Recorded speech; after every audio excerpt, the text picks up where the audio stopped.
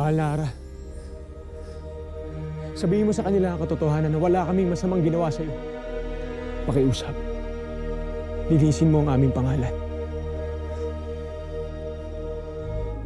Palayain niyo sila. Ngayon din! Paumanin, mahal na Ara. Ngunit mahigpit na utos ni Tabon na huwag silang hahayaang makalabas. Nakikilala niyo ba ang inyong kausap? Mas malakas ba ang utos ng konseho laban sa isang hara?